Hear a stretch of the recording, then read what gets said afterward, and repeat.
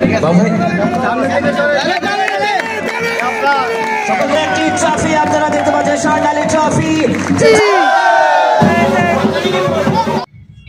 কোনো রাজনীতির মিটিং ও কোনো সমাবেশের মিছিল নয়।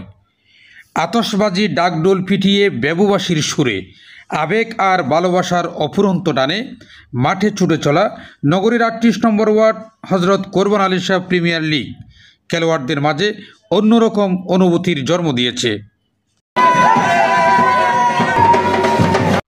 হজরত কোরবান আলী শাহ রহমতুল্লাহ আলাইহ সংগঠনের উদ্যোগে ও এলাকাবাসীর আয়োজনে প্রথমবারের মতো উন্মুক্ত ঘরোয়া ফুটবল টুর্নামেন্ট 3 অক্টোবর নানান আয়োজনের মধ্য দিয়ে স্থানীয় নৌ ক্যাম্পে শুভ উদ্বোধন করা হয়েছে। আজকের এই টুর্নামেন্টের শুভ উদ্বোধন ঘোষণা করছি।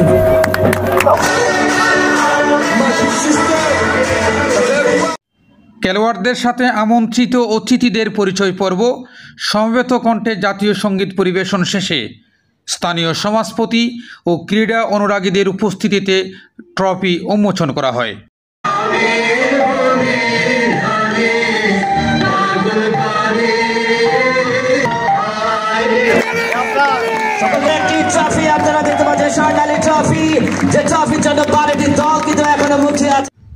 উদ্বোধনী অনুষ্ঠানে আমন্ত্রিত অতিথি ছিলেন স্থানীয় কলতান সংঘের সাধারণ সম্পাদক কামাল উদ্দিন, সাংগঠনিক সম্পাদক মোহাম্মদ হোসেন, সমাজ কল্যাণ সম্পাদক মোহাম্মদ আবুল নাসের ও সহ অর্থ সম্পাদক মোহাম্মদ মিসবাহ। এই টুর্নামেন্টে 12টি দল অংশগ্রহণ করছে। 12টি দলের প্রতিটি খেলোয়াড়দেরকে আমরা আন্তরিক মোবারকবাদ জানাচ্ছি।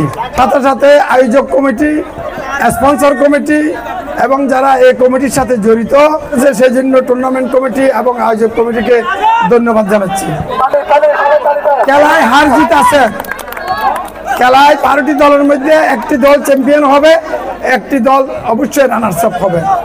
খেলোয়াড় সুলভ মনোভাব নিয়ে এই টুর্নামেন্ট শেষ করতে হবে। আমি আশা করব আগামীতে যাতে এই আয়োজক কমিটি আরো সুন্দর এবং বিস্তৃতভাবে এই টুর্নামেন্ট লিগ পদ্ধতিতে যাতে করতে পারে সেই আশা রাখছি।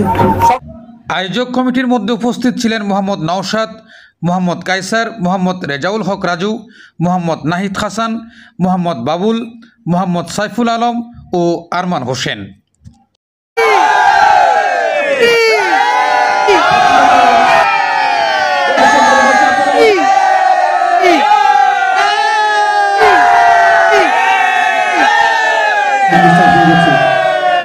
তিন দিন ব্যাপী চলা অনুষ্ঠিত খেলার সেমিফাইনাল ও ফাইনাল খেলা আগামী 6 অক্টোবর রবিবার সন্ধ্যা একই ভেন্যুতে অনুষ্ঠিত হবে। Mohammad Mohiuddin, city news TV 24, Chattogram. আমরা অনেক জায়গায় দেখি অনেকেই মাদকের সাথে লিপ্ত হয়ে গেছে, কিন্তু মাদক থেকে দূরত্ব রাখার জন্য আজকের আমাদের এই একটা আয়োজন, ঠিক আছে? আর একটা জিনিস মনে রাখবেন, এটা কিন্তু জীবন না, জীবনের ক্ষুদ্রতম একটা অংশ। এই অংশ নিয়ে মারামারি, হানাহানি, খুনাখুনি এখানে হবে না। আর আমাদের প্রতি খেলায় ম্যান অফ দ্য ম্যাচ আছে, আপনারা প্রতি খেলায় ম্যান অফ দ্য ম্যাচ চিন করে দিয়ে বুঝে নেবেন।